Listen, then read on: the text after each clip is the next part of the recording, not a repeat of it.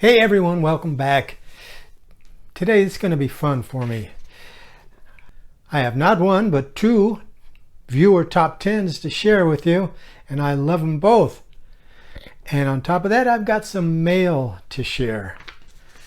In fact, two pieces of mail. First is this letter from Stuart Sidebotham in England, and he also sent me a gift of stamps with it. Stuart is a stamp collector, and he collects Great Britain, Machins, and Third Reich material. He came to philately through a rather unusual channel. I'll read to you what he says. It says, "You might ask how I started in stamp collecting. Well, it's quite unusual, as I started stamp collecting by not actually collecting real stamps.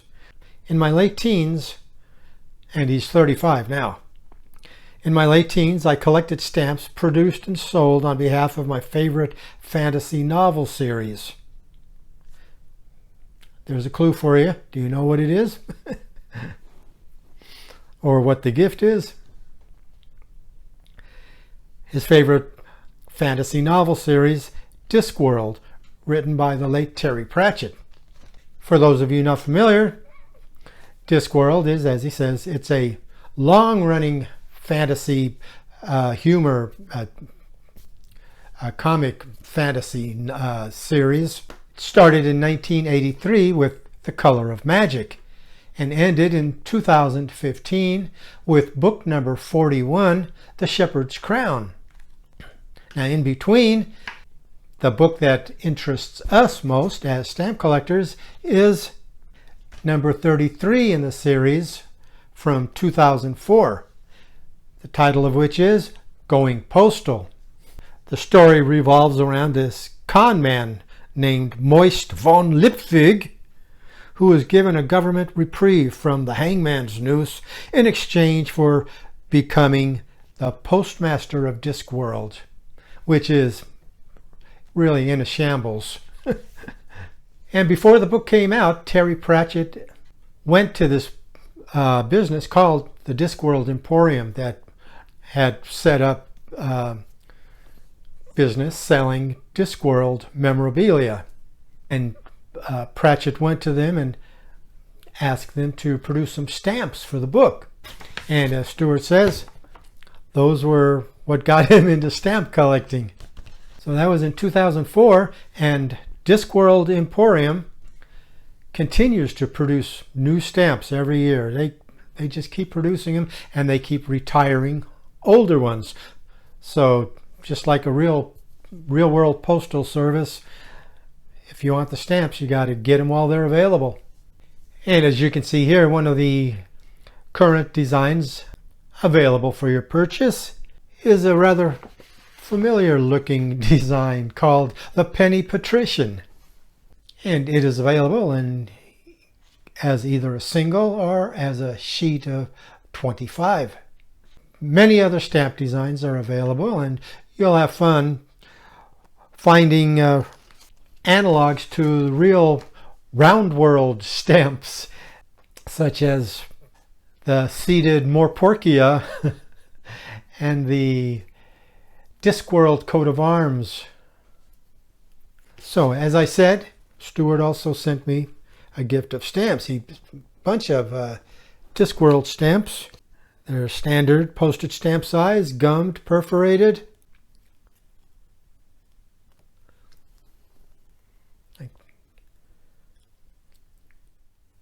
There's this design featuring Unseen University.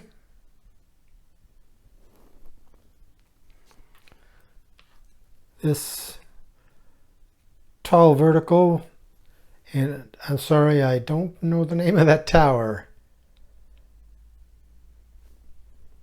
And like I said, there are quite a few more available.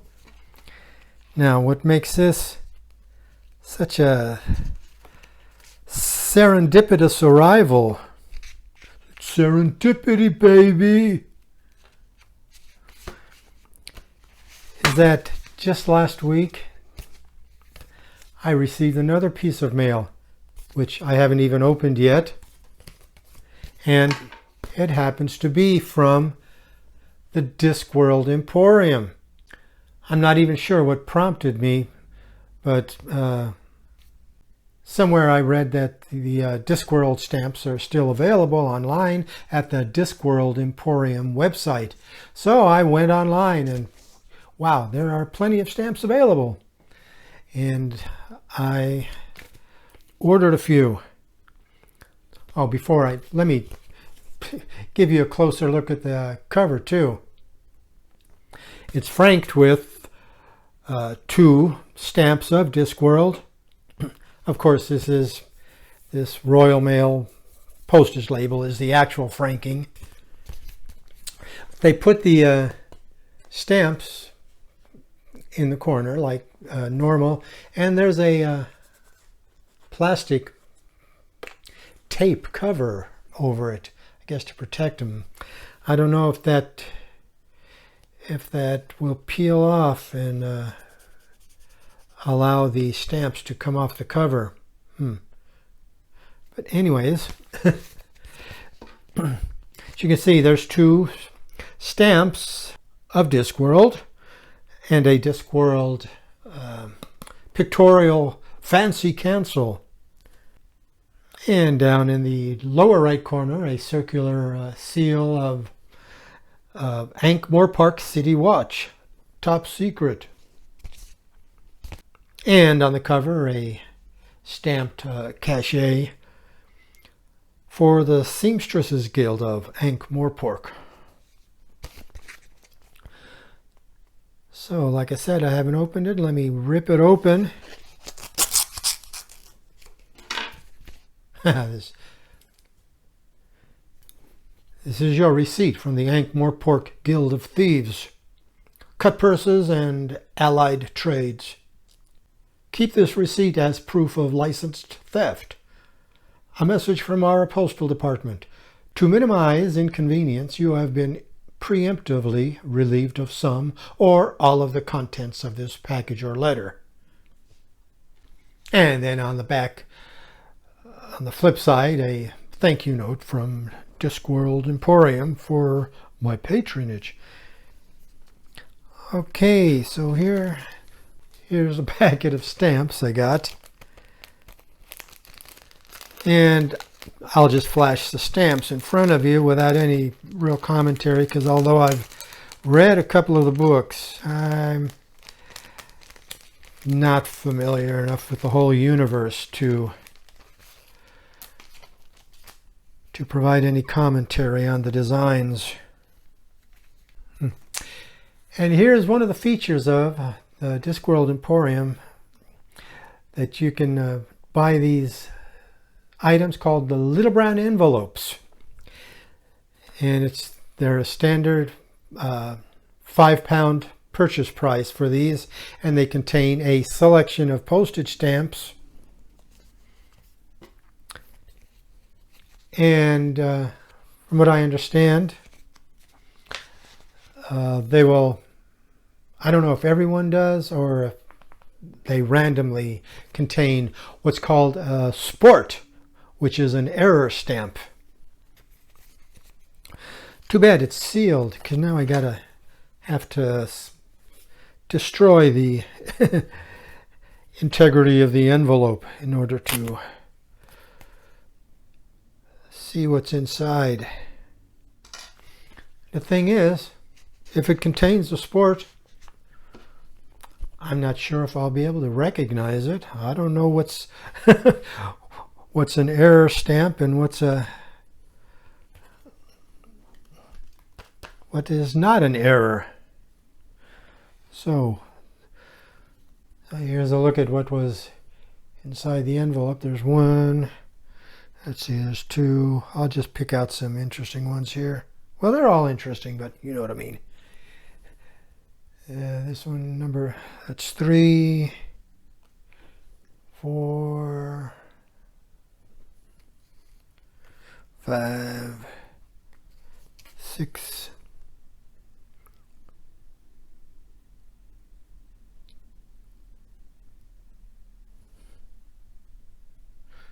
'Here's a $5 face value stamp. So all told, there were 10 stamps inside. And I'll have to figure out some way to determine if I got a sport or not.